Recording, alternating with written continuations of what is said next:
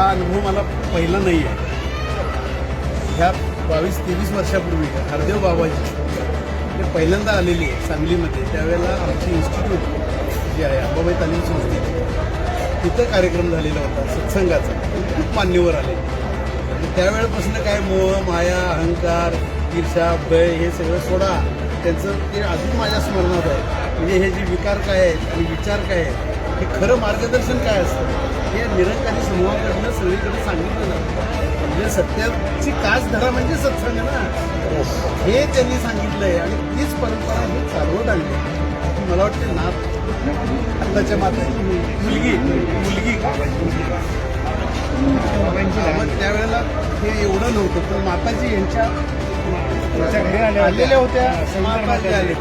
मला सगळे अनुभव आहेत आणि मुळात विज्ञान आणि अध्यात्म आणि धर्म याची सांगड घातली जाते या निरंकारी समूहात.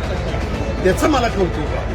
म्हणून आज चंद्रकांत दादा पाटील उच्च व तंत्र शिक्षण म्हणजे विज्ञान पण आहे आणि अध्यात्म पण आहे. ते मंत्री महोदयांच्याकडनं पण कळलं. चंद्रकांत दादांना आपण 100 पैकी 100 मार्क दिले पाहिजेत. आज राज्य शासन हे सुद्धा इथं आलं म्हणून शासनाचं सुद्धा अभिनंदन केलं पाहिजे.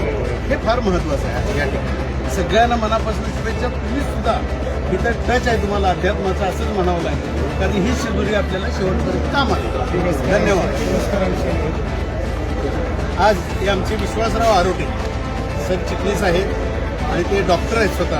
डॉक्टर म्हणजे वैद्यकीय डॉक्टर नाही, PhD आहेत ते. आणि त्यांना सुद्धा ही अध्यात्माची आवड आहे. हे मला आधीपासून एवढी आवड आहे माहीत नव्हतं त्यांची, पण ते भरपूर आवड आहे त्याला. त्याचं मला कौतुक करावं वाटतं.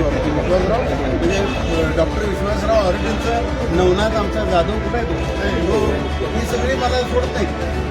असा कार्यक्रम आहे दादांना सांगा. मी दादांना विनंती केली आणि दादांनी सुद्धा त्यालाही आवड आहे, तेही आले. आणि हा पत्रकार संघ सगळे पत्रकार या ठिकाणी बसले. सगळ्यांचं अभिनंदन. सगळ्यांना आगामी काळासाठी शुभेच्छा. नवीन वर्षाच्या शुभेच्छा.